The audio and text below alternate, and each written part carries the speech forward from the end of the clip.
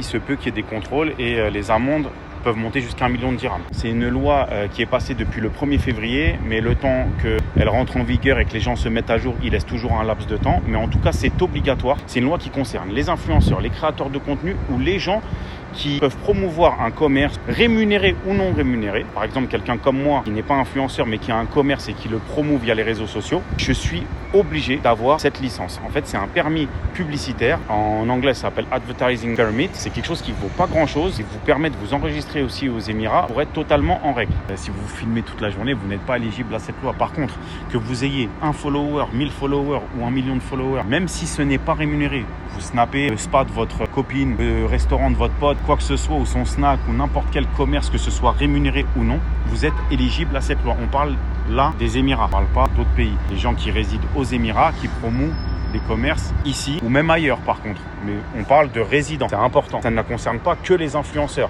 ça concerne les créateurs de contenu et les gens comme moi. Donc ce type de licence, comme les créations de sociétés, comme les renouvellements, comme les demandes de visa, on le fait. Vous savez que Dubaï à la carte a une branche pour ça. Il y en a plein qui sont passés par nous. Vous savez déjà notre sérieux, j'ai pas besoin de le dire. En plus, on prend très peu de charges sur ce type de boulot et c'est pas une licence qui coûte cher.